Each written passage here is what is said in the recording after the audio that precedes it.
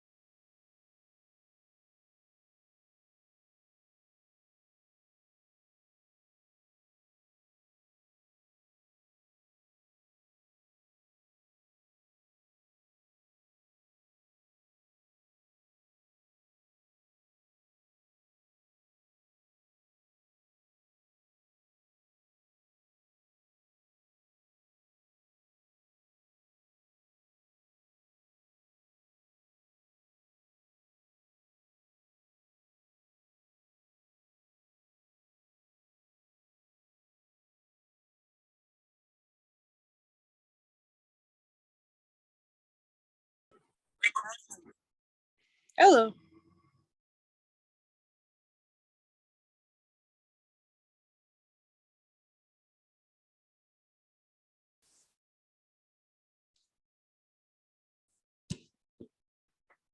You're muted. I cannot hear you.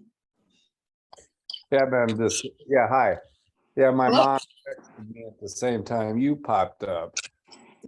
Coincidence? I don't think so. How's it going? Good so far, you? Fine. Close that back up, please.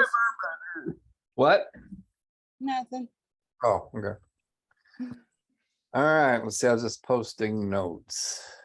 I've only got 100 more to go. But I started off a few days ago with over 400, so making progress. All right.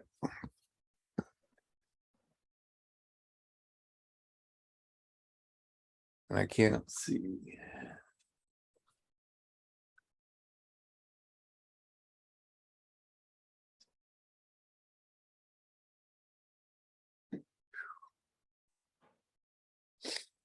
Okay. Well, so what was it happened since I last saw you? Anything? Not a lot. I ended up passing out yesterday. On purpose? No. Well, that sounds bad. Yeah. We don't know what's causing it still. But I do have an MRI scheduled for Friday to be able to look into it some more. Oh, well, you better, yeah. Yeah. All right, so what were you supposed to do since last time? Did anything happen? I did read the notes. Good. And I did put a document in to the shared file with the ideas for how to start book 3. Oh, you did? Yeah, I didn't look. Here, let me go. See what's up. All right, let me get out of this other scrap.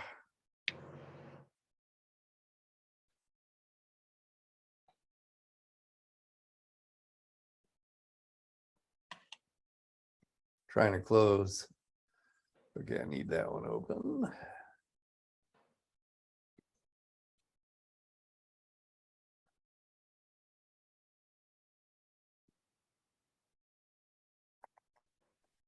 Okay, and that one can close. That one can close. That one can close.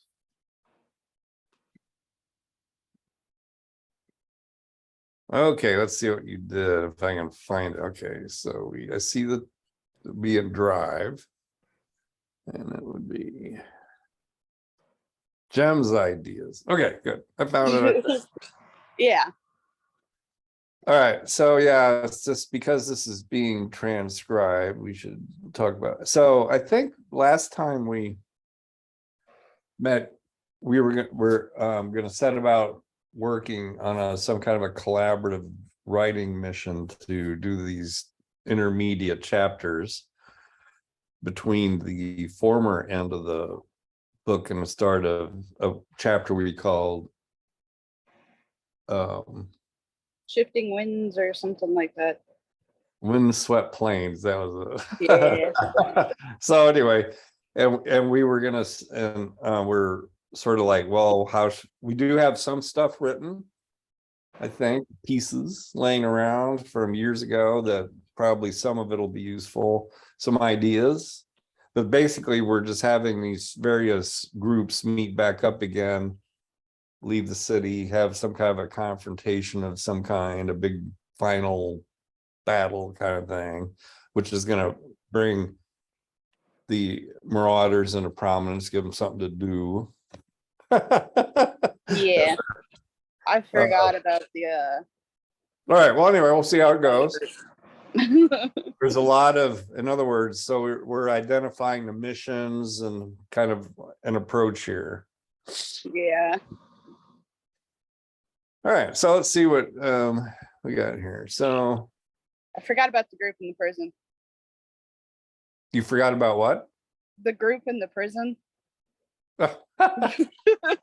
Forget about that. A good question. I don't know. Oops. Well, I haven't looked at that stuff lately either on purpose because I'm kind of trying to keep fluid. And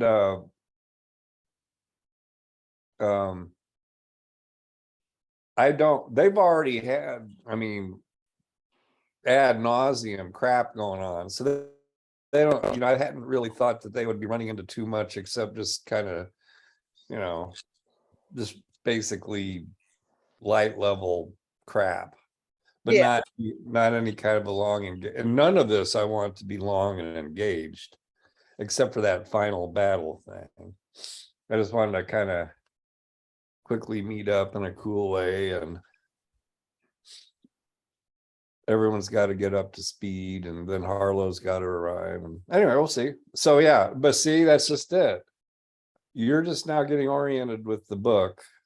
I mean, you know more about it than anybody else, but it's going to take a while to, you know, keep all the arrows in the quiver or whatever, I would suppose. I know it is for me. Trying to make this. Okay, so anyway, let's see where we're at. We got, rather than starting with Sisk, I think in order for us, okay, get him over to her in time to have a dramatic entrance in the fight. So by him, you mean Harlow? Yeah. Okay. Yeah, you do. It says right up. At least a quick thing getting back over there. Okay, now remember, he's wounded, and we're gonna have him ending up.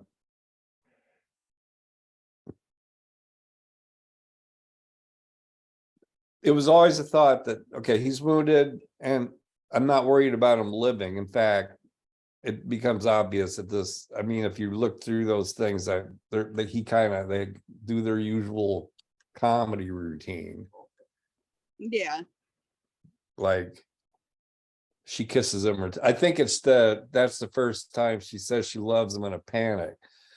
Now, I'll just mention this briefly because I'll probably forget it later on. But when I was in high school, I had a girlfriend, but then I found this other girl that was going anyway. So I lied to my girlfriend and went out and met with this other couple, and you know, this other girl and another couple. Nothing happened. Anyway.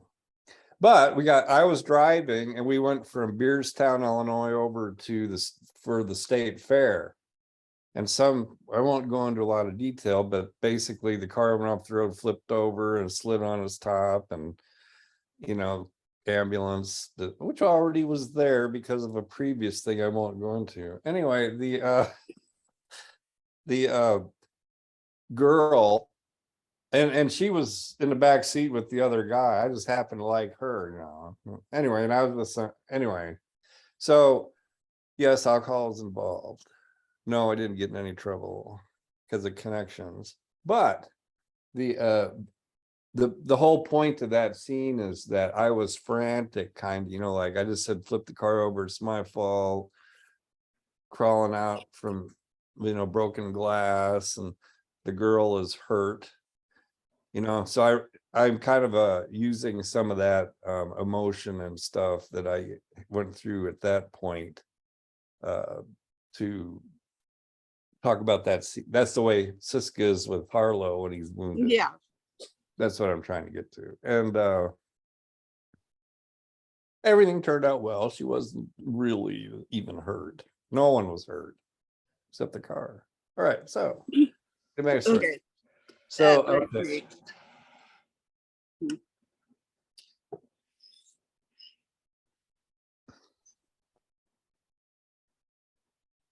a quick thing, start with just do the magic well, Sisk and MM engage the enemy's Harlow his way in the way because whoever they were structured about us bringing this moment where he saw. All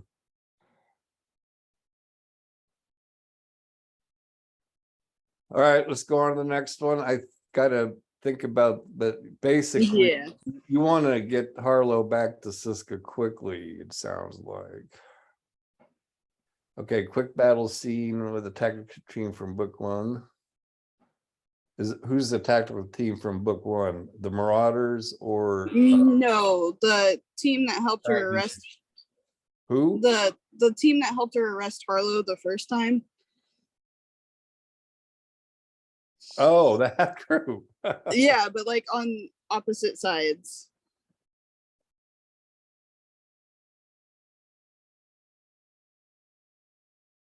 Huh. I kind of like that idea. Could do something with that. Okay, next. Dramatic entrance. I don't know. Dramatic entrance from Harlow. Yeah. Bullets. Yeah, that's right. Bullets. And let's see. Comedy XFS closed in and she's trying to rise. Yeah, drawing an eye. Okay, quick. Okay, so there's gonna be a little tactical scene with Siska. All right, so I'm supposing I have no idea. Harlow comes in at the last minute and saves her life, kind of thing. Yeah. I think he does owe her a life saving because she last saved his life. I mean, you got to keep these things even. But yeah, I kind of like part that too. All right, Kilver torn between what? Yeah, we don't. I have no idea.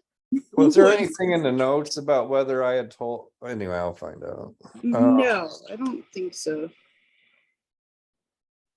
There was Siska finding out, but nothing about John finding out. Yeah, and I'm still ambivalent about it.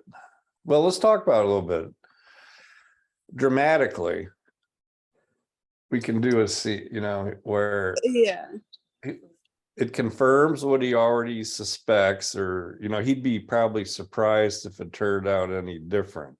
It could be that he looked around expectantly for Becca and she wasn't there, that kind of a thing.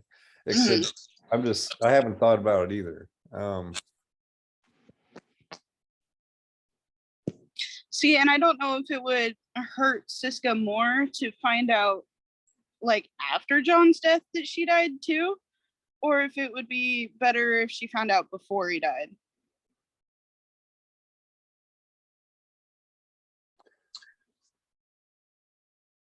Yeah, I don't think, with all the variables and, and the point here, what's best for the story, wise, but also I think it's good to look, like you just mentioned, to look at it from Siska's point of view, because that's what we care about. I can't say yet. I think that it's an important thing and needs more thought. Is there any more? Is that it? Oh yeah. So yeah, that's it.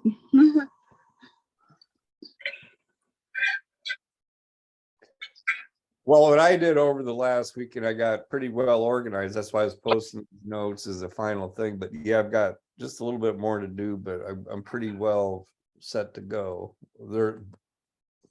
I still got more. Also, I'm gone next week, all week. We're leaving Monday morning and going to Tacoma, Washington, because my son and his wife just had the baby about a week ago. So we're going to go visit them, and that's a drive in a car all the way to Tacoma, Washington back. So I'm just letting you know. But yeah, and we're supposed to be done by the end of this week. Yeah, she said you could extend it, but we can just pretend. Don't worry about that. All right. So unless you are worried about it. This is the last thing I need to do to graduate. That's just the biggest thing. It'll work. All right. So yeah, so I'm just saying I won't be able to, me. I mean, I might have great thoughts. Well, I'll bring the computer with, but it's just life gets out of my hands that I'm on the road like that and visiting people. So it's understandable. I will probably not be reliable for that week, but you can do shit or stuff, excuse me. So let's see. So I had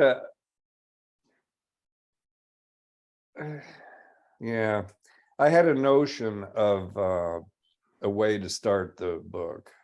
Okay. But I don't want to mention it yet. Just because, and it's minor point, but I think it's kind of a interesting way, but I think it does need more thought before we get there. So what I'm going to do now is, okay, so just in summary, what we got to think about is, you're right to note the importance of how we're going to handle the news of Kilber's wife's death. Does he know about it before? For instance, if he knows about it, when we can talk, I mean, if he knows about it before, then he can, in a sense, maybe, stand up in the middle of a machine, in a battle and revenge, and go out in a blaze of glory and kills the people or, at least strike back at, that's one way to do it. Now, that doesn't necessarily fit in with his character. We could give him a slow, a movie sort of thing where he gets the chance to spend a minute or two concluding everything with Becca. With Siska, like, I always thought you were a daughter, or I wouldn't have wanted to live without Becca in my life anyway. That kind of crap. Yeah. So yes, and it was Siska who who was with him at the end or something.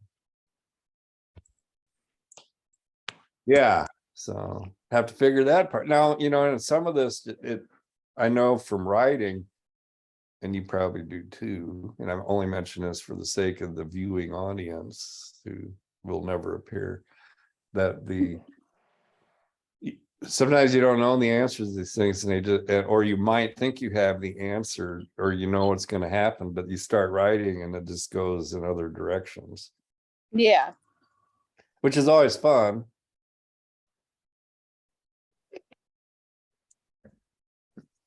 To find out, because I am the first one to admit writing. Sometimes I have no idea where I am as surprised as other people, but that's rare. Boy, I wish it would happen all the time. Yeah. All right. So there's the importance of that, and then going up a paragraph. So you were talking about a tactical thing in which Harlow arrives at the last second, like the cavalry to the rescue, and saves Yeah. her life, and then collapses, and then okay. Then you're kind of like that, and I hadn't thought of that, but I haven't really. And then what was the one above that? We pull the same tactic. Okay. Yeah, the same people that aided Siska and Aristar. Oh, the SWAT team people. Yeah. Yeah, to This me, this would be kind of funny. Yeah, that's what I was thinking like, too. It yeah, it would give a way to pause and give that summary from book one, while also being that kind of, oh look, you guys rebelled against me and now I'm rebelling against you type of thing.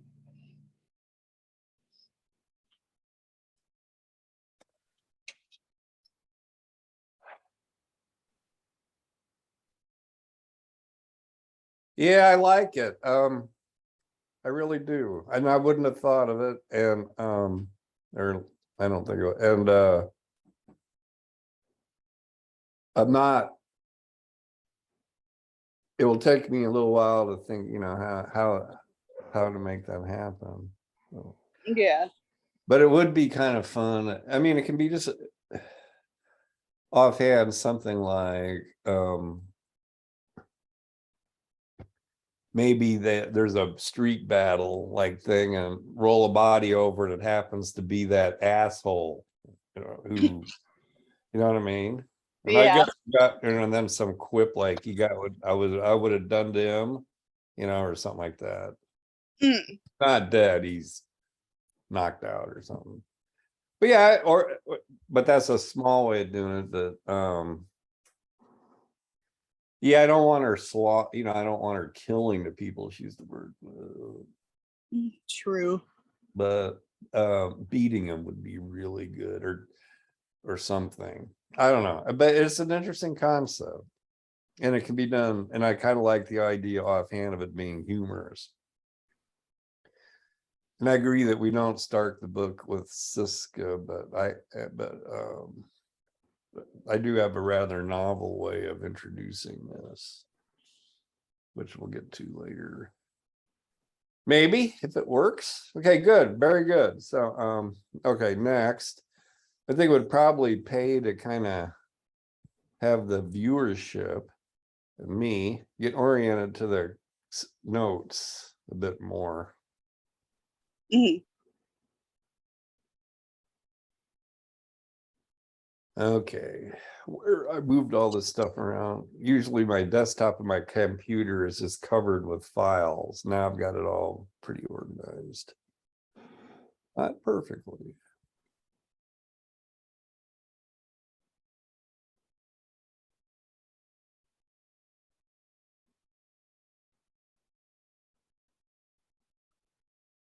Huh. Oh, and I got all the recordings and everything sorted out too. The transcript file as of last time was something around 300 pages. Oh, wow. Yeah, unedited, just copied and pasted in.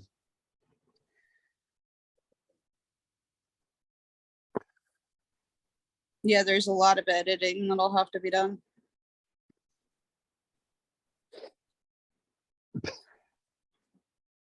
Yes, I'm sure there's going to be a big demand.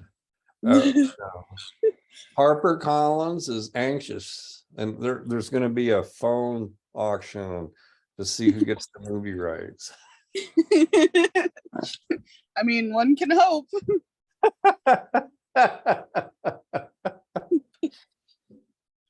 That would be awesome, though. Still, we're gonna try. Yep, it's gonna be, and it's just gonna be fun.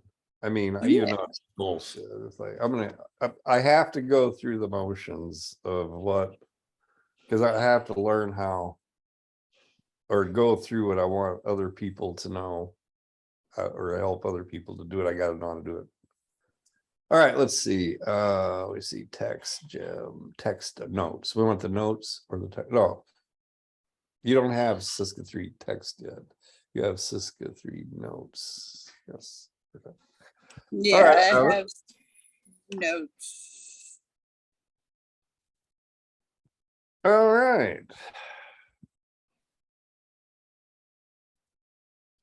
So I'm scrolling pretty much all the way to the bottom of that document, because that's where or about halfway through is where the text or draft stuff started. In fact, it's around page 49. And the viewer will have a document similar to this in front of them. Yeah. Signed. First Sure. edition only. Okay, let's see. What's this? So, and I do have, and one thing that will have to be done is sort of arrange this stuff, get rid of get rid of the stuff. What I do typically is start writing, and then and typically I spend most of my time editing. So let's say put it out and then go back. Like I told you, it's not on characters. I'll move a sentence around for inside a paragraph, and I'll move until I'm happy with it. So it's sort of like random crap appears, and then I got to move it around and make it fit. Stuff that I decide not to use then, but I still wrote it, I put down at the bottom of the file after a line that's called, it's like called garbage or something like, I don't know what.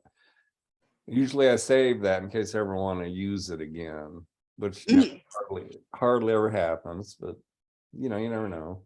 You could go in one direction and decide, oh, we need, go back. And I don't like to redo something if I've already done it, or if I can take text and change it and use it again, I will, rather than reinvent it all over again. All right, so back to the story. So this section is urgent never arranges for a comedy XF Direfo to arrive as soon as possible. So this is an old stuff. Let's see, Turge never responded quickly, failed us. All right, so here he's pissed off that he failed to anticipate that the execution of the cop would lead to an LS attack like a magnet. It completely failed to anticipate the rescue. You know what I mean? Yeah. I don't know if that's still there, but obviously here it was. I think those were two different sentences I threw. Local help, and then issue of the raid against the Melbourne little LS local attack. I don't even know if I had that happen. Again, this is related back to that Akoskin thing. I spent some time the other day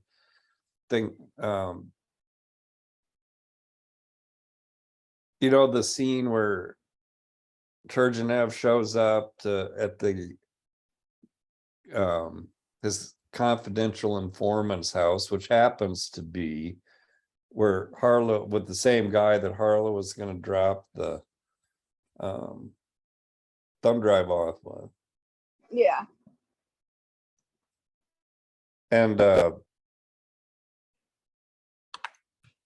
violent, you know, cutting off killing Hobbs and whatever excuse the guy Akoskin had for being there. And I'm just so dissatisfied with that. It's like I'm trying to put all these things, you know, it's like I got you know, I'm here with this, I'm here with that, and how do I get them, you know? And that's what I ended up with. And it just seems to me to be just now, if no one seems to find it a horrible thing, you know, okay, I'll live with it. But if I could think of a smoother way to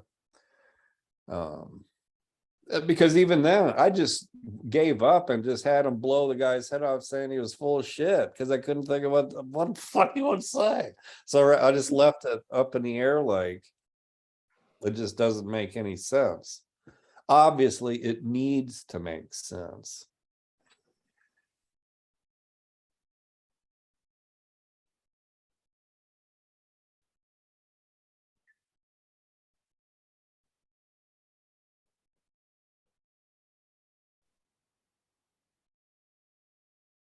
It was just brought up here again because it's sort of the whole,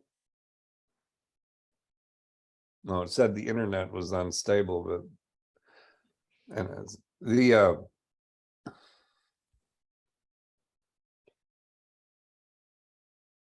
it's all tied together, kind of like getting Turgenev to the city. I had to come up with a, you know, so there was a confidential informant thing, and that's was the little piece of data he had to grab it.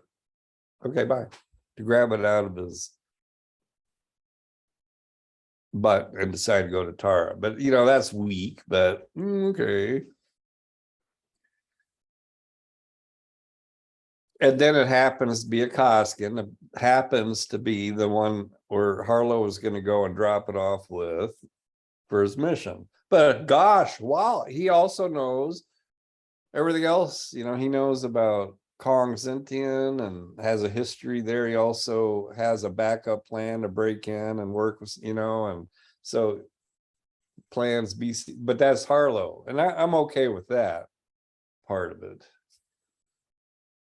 I'm also kind of okay with Akoskin being the confidential informant for Akoskin's people, but also being in Little Sis. LS isn't perfect, and that was kind of where I was going with that originally. Because remember, there was a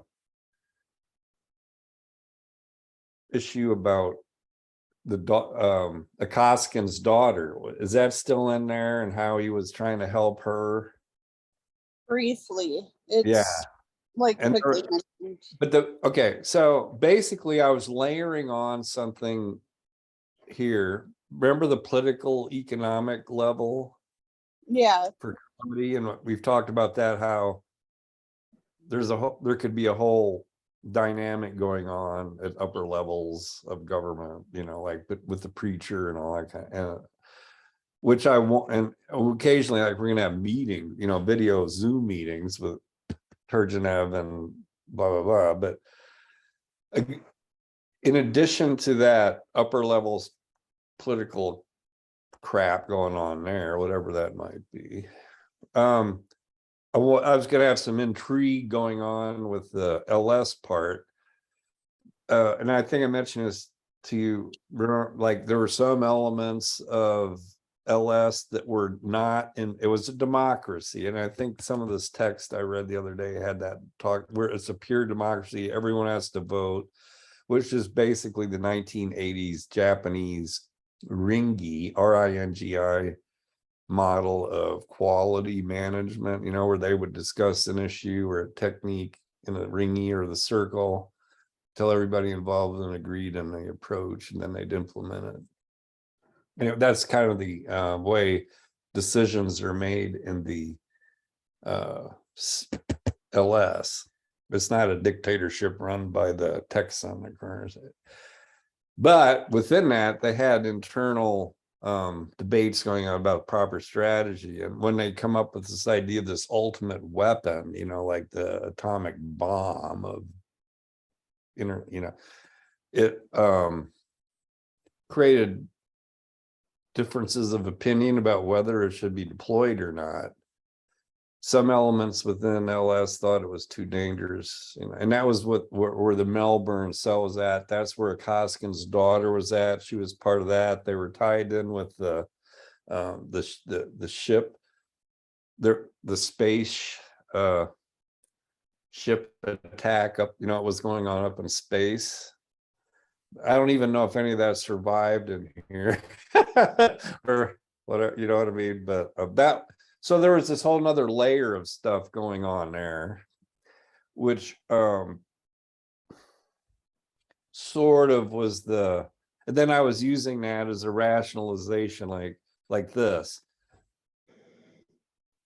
Akoskin's daughter is part of the LS faction, which doesn't like the use of the Snowden weapon, and is kind of was not wanting to do it. She knew Akoskin, her dad, was involved in that mission. He probably disagreed with her, and but there was something about him trying to help her out, or keep her from doing something, maybe sexually, but I don't know. And a whole gay thing in that chapter. I just made that up on the fly. Basically, I don't even need that. I just made it up to give some kind of a reason for Akoskin and Hobbes to be in the same room together. If I could think of maybe they could be playing chess. I could go on and describe another chess game. You see where this, anyway, so that there's a big sort of a can of worms there. And if we wanted it to be more rationalized, then there would have to be some discussion of the kind of stuff I've been talking about, and kind of flesh it out and have something going on with it besides just a sentence or two here and there. Or don't go there at all, come up with a whole better reason. And that's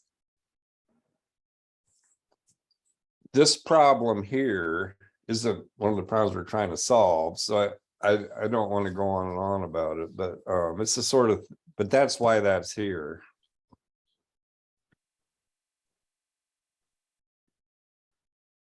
Local, let's see, so it's The weaponized virus might be responsible for the electronic hacking going on. Turgenev had to take control of things for himself. Okay.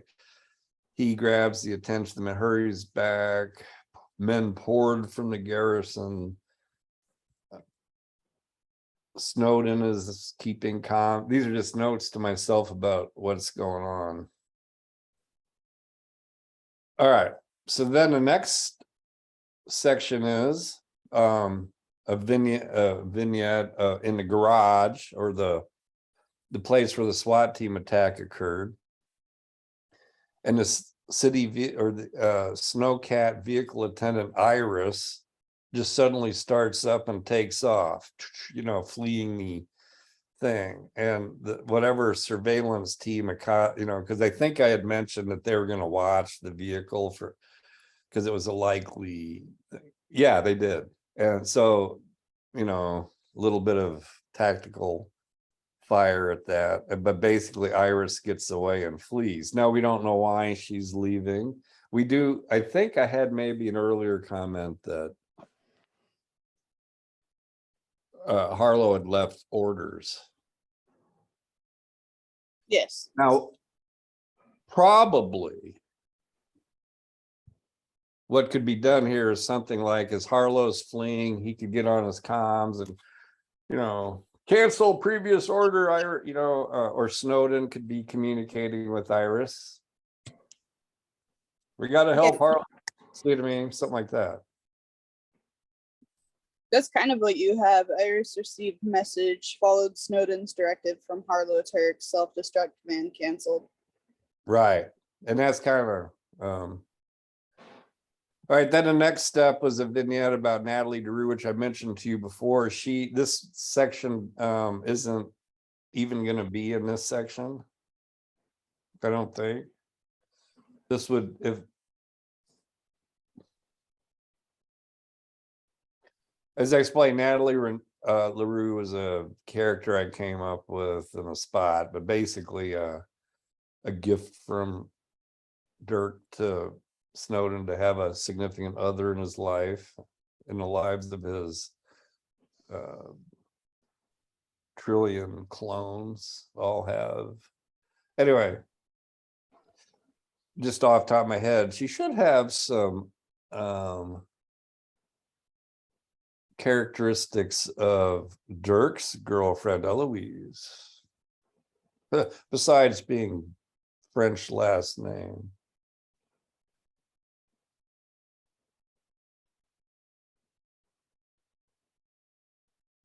Anyway, so but what was happening here was sort of like a retrospective. So in the midst of all the chaos going on in the world, remember, you know, computers operate in picoseconds. They can have entire lifetimes of going on in moments, so to speak. And that's what this is, one of these lifetimes in a moment. You know, it's not getting in the way of anything, but this is going on because of the power, you know.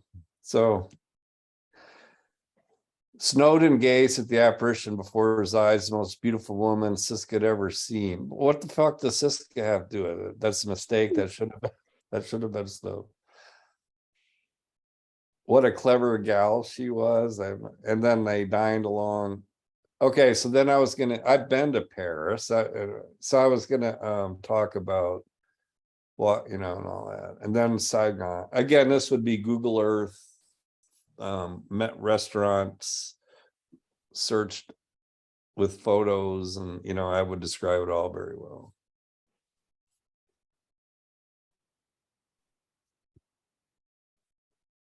And then they had a child. And then they had a child, and to them a child was born. That's a quote from the Bible. If you aren't familiar, they named their boy. Now that's a stupid name, and it's stupid, but Aaron Katzen ein Beugen, if you do some research on artificial intelligence and all that, you find out this Aaron K whatever was one of the fundamental theoretical scientists that came up with the way artificial intelligence would work. I'm not saying that I would use this or anything, but it does, but I am true about 1,000 lifetimes in nanoseconds. So it's just a little, that whole thing has nothing to do with the story. It's just one of those little things you throw out there because it's kind of cool from the character, and it has something, you know, what's going on with the character. It's just not, you know, nobody. And it shows you a kind of a capability that, again, we're inside that computer world. Again, it can be left out completely. Next up, we got Iris again, probably double posted. Okay, we got a gunfire scan. I called them scan hounds originally. Remember the animals that were coming in from the dire foe off the shore? And without, for a lack of whatever to call them, I just called them scan hounds. But that's probably a copy from something from Alistair Reynolds or something. And I do not want to use that. It's derivative at a minimum.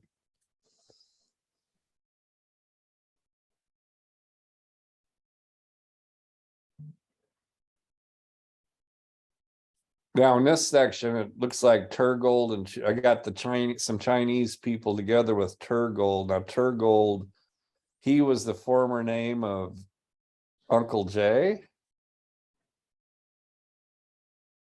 I think. Yeah. Which I do have to anyway. So they are together. Siska shot past them and ran up the steps. About to set her foot, it disintegrated. She anyway just goes on with the tactical kind of stuff. The grenade bounced off. He looked down knowing he was a dead man, but something yanked him back. I have no idea what's going on there. I'm just kind of scanning it real quick. Siska's asking Snowden for help. We do need to keep Snowden involved. All right, so Siska informs Turgold or Uncle Jay. I learned that Rebecca Kilbur's dead. She may have been executed. Her heart almost stopped at the news. So here we have Siska learning about it from Snowden. I'll tell John if I get the chance. She would never say that.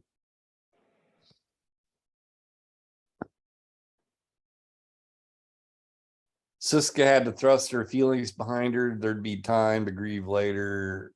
It was her turn to, okay, so here we have her infiltrating a crowd as an escape mechanism. I don't think that would work. It was not like they're slipping into a boisterous crowd. Yeah, that sucks.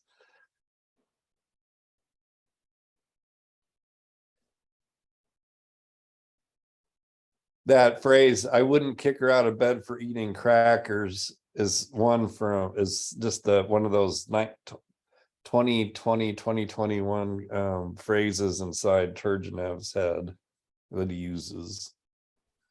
So it may not be used at all. I threw out some names: Ponsonby, Marinan, Seppo, Brown. These are just names I made up, and I can't even remember who's who, or if I even am, and I know I'm not consistent with it.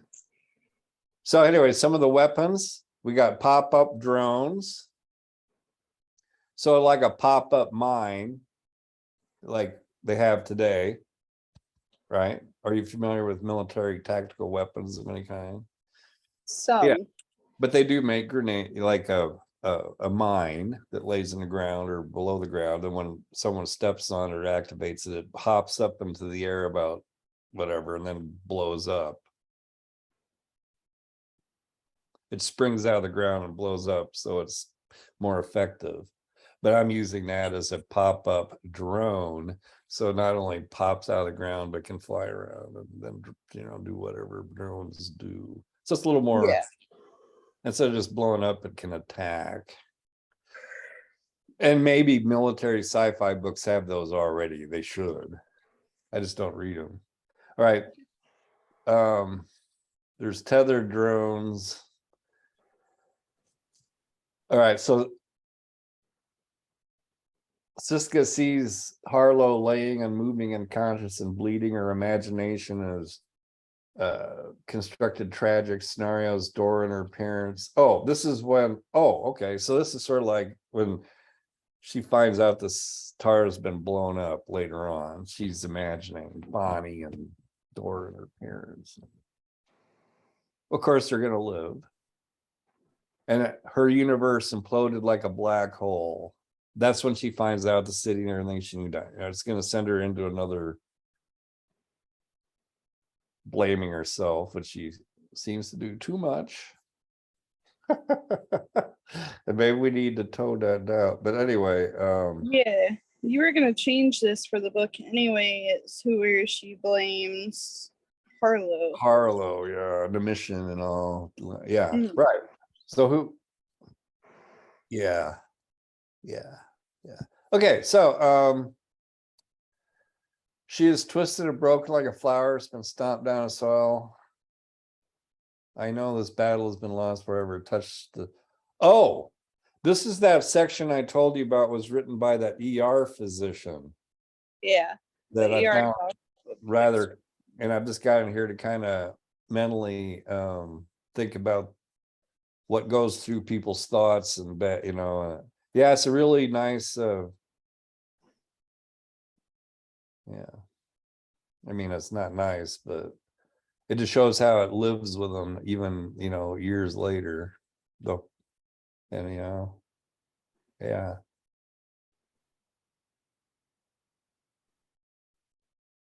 Yeah, that book was not a fun book to read. All right, so let's see.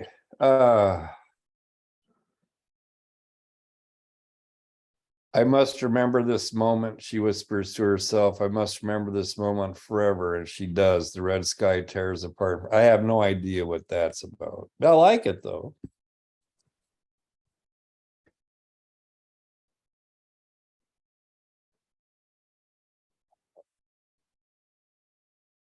A meeting between or among Siska Kilber about Becca.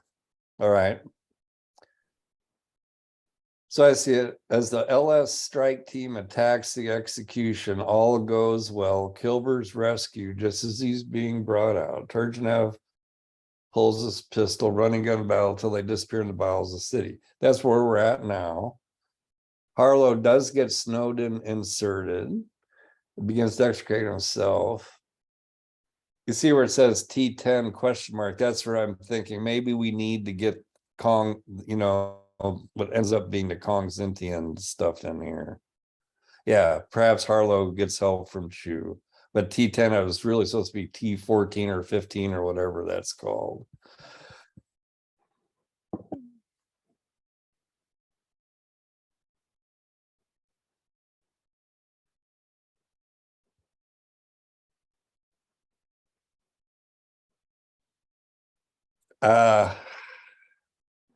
And here I have a section of Uncle Jay is arresting Turgenev. Yeah, that's a very old section, and I doubt if it gets used. I was into this. So then, originally, if you skip down a little bit to page 62, it says battle in the snow. Yeah, I think, and I don't know, but is it snowy outside? It's supposed to be. It should be snow field around the city. So this battle, we have to remember, is taking place in that, crappy, mushy, snowy kind of shit.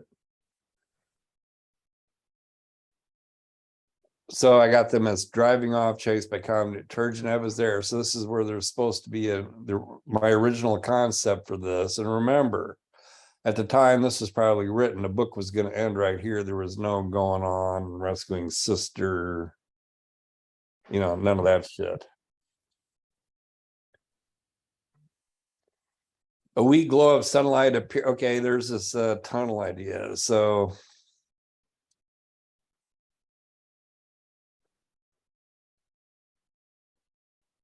they're in a so I did have this original concept that when they were, remember I told you about that construction tunnel from the city to the sea. They're in this together. And in the past, that's where they were having conversations that they had earlier, in the cot, like about their backgrounds and all that. They were they were sharing this information as they were exiting the city like that. But at that point, I don't even think there was any they were just being chased. There was no kilver, there was no rescue attempt, there was no you know what I mean? It was just somehow Harlow completes she breaks him out of jail and they leave. No mission completed, nothing. You're right. It was just she rescues him, they go through the tunnels, they're being chased, and they leave. And not that was the original thing. And that's just you're seeing some fragments here of that. And some of it, a sentence or two might be useful, such as it was even colder at the mouth, their breath puffed white. That's where you want to get that little local color or sound or, just something to make the scene look more realistic. Mm-hmm. And I called it Sea's Edge, and that was one. And I don't know, I'd have to go back and look to see if the Australians call it that.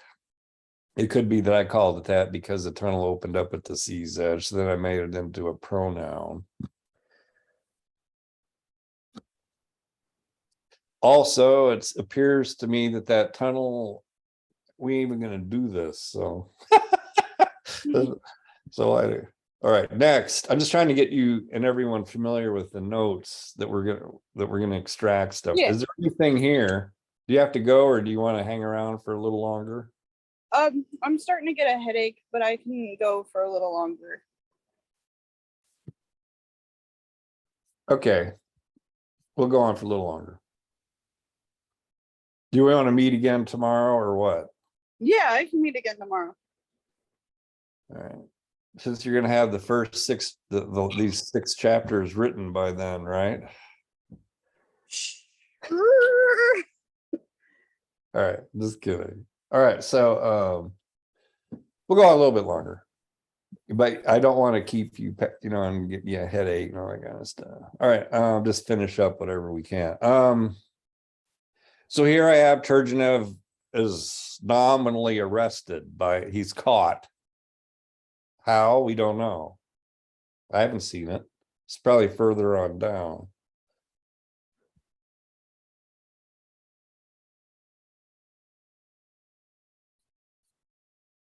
Okay, battle in the snow, final battle at sea's edge, Cisco A, we got that.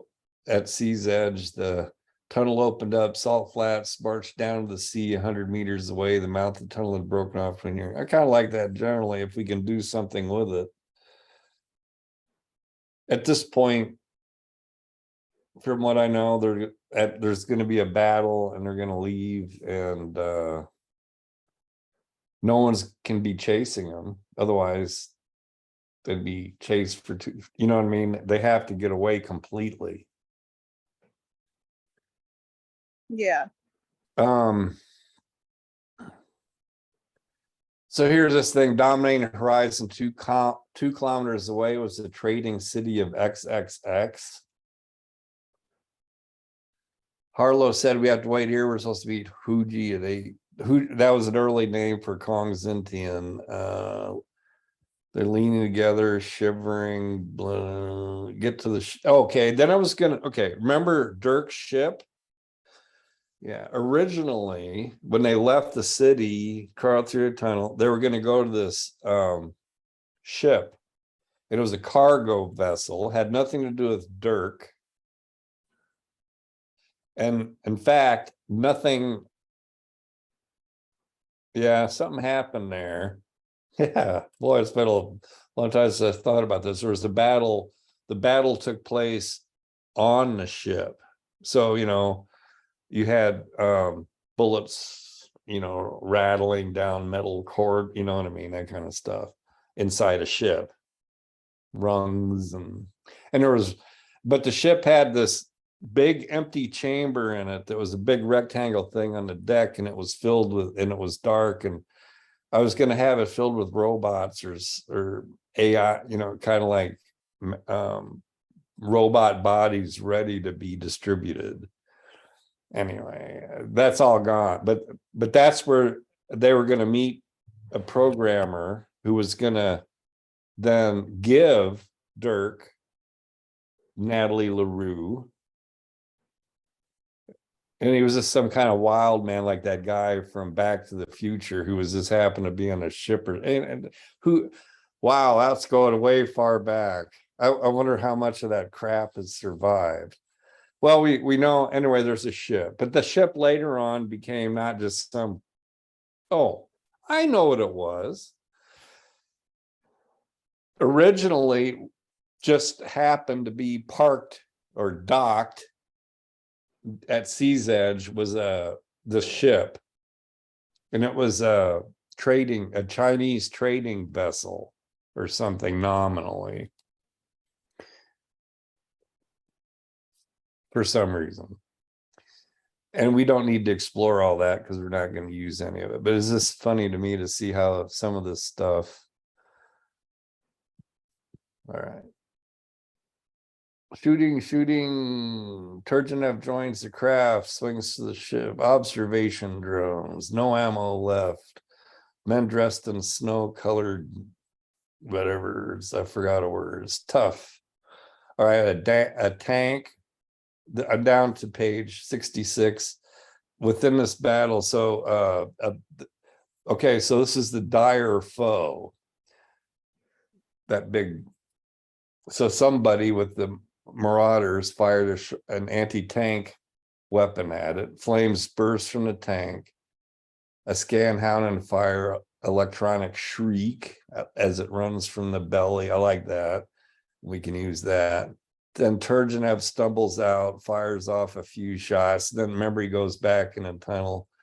We have to give him something to do the. Oh, that's because originally I was going to have him grabbed and taken back in by those missing others, or the hidden others, they were called. The hidden others were the people roaming the catacombs of the city who were escaped.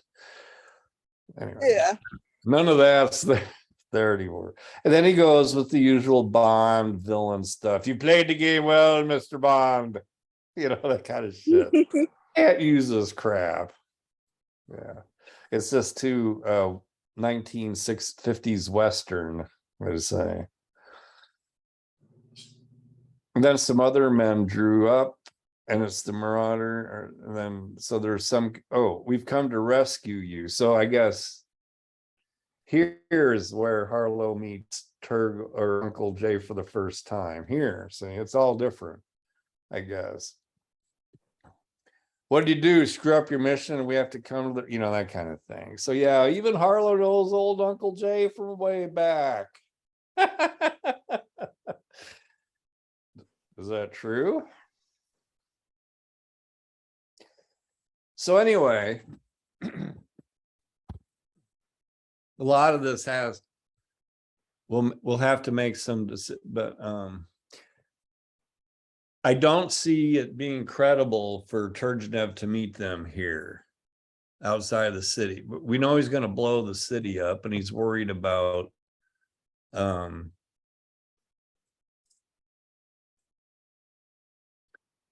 the spread of the virus into the comedy network. So I don't know if we would act, and he is a hands-on guy, but I don't know if it makes sense for him to get in a dire foe and go, you know what I mean? Maybe it does. I haven't decided, and maybe you have some thoughts of that.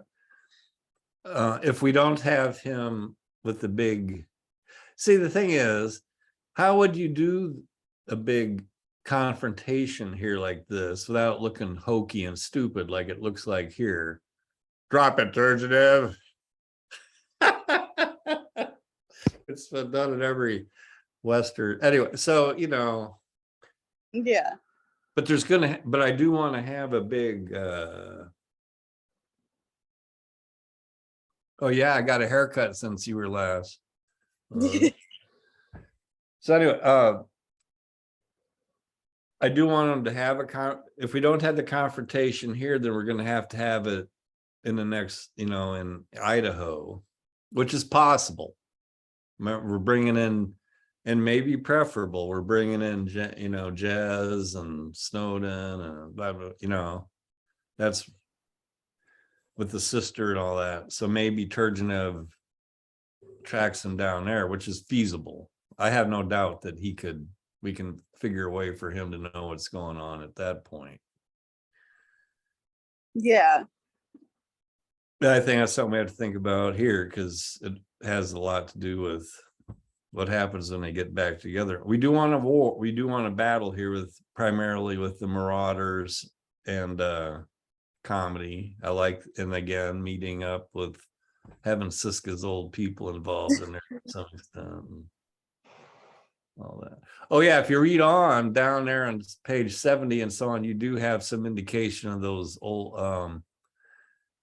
out of the tunnel's gloom, 5 figures step forward, the unknown many. So I was imagining, that dark, silent ghost like come up and grab him and take Turgenev away and send him to the fate he deserves for all of the evil he's done, Anyway. That would be fun to do. Yeah, but he's too good to kill off now. True. He can do some more shit. I'd also had a thing that he ends up, he ends up useful to LS maybe and doesn't die. I don't know. You can see where I don't think anything is ever going to go forward on these books, so it doesn't matter. But we could kind of anoint Turgenev. Anyway, just play around with that. Play around with that idea. All right. So then Iris rolls up, and then I was always very weak with.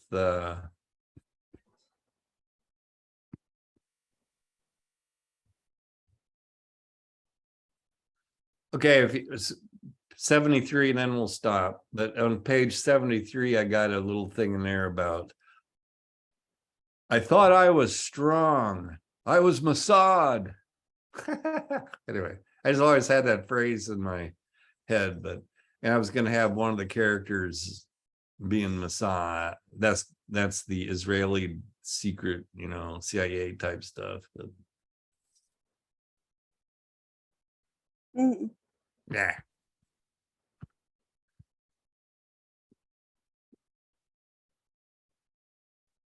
And then there's that final a lengthy section, which is basically a short story I wrote about a guy who is getting arrested for bullshit, and he defends himself and takes a lot with him before he goes out. So the only reason this whole section's in there, which actually is taking place in Illinois when I wrote it, but I only put it in here to get words for NaNoWriMo. Also because I thought perhaps at least some of the tactical stuff, like tracer rounds skittered past him to, some of the ideas could be used with this battle going on. Yeah.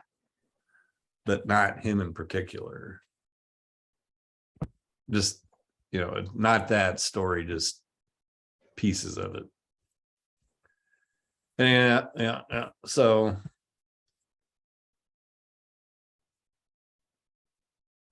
again, in the early days too, I was going to have a big Don Dalton, the inventor who ends up with Jezebel now. He was going to come out with this armored John Deere harvester combine that had machine guns and things mounted on it, and it was going to mow down you can imagine those corn things coming at you. You know what I mean? Mm-hmm.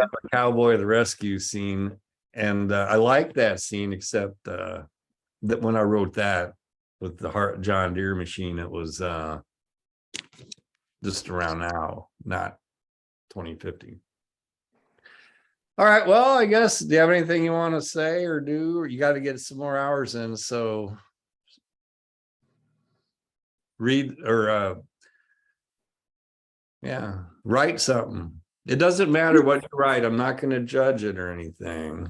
It's Okay. that's not my job. We'll take what we have and try to work with it. But just put in some time that you can between so you get your hours reasonably in. All right. Anything else? Nope, I'm good. All right. Well, what I'll do for tomorrow then is try to sit down and make a bit of an outline, which is what I think I was supposed to do for today and failed to do. So Yes. thanks for. All right. Well, anyway, take care. I'll see you at 1 tomorrow unless something else happens. I should be good by 1 tomorrow. All right. Bye. Bye.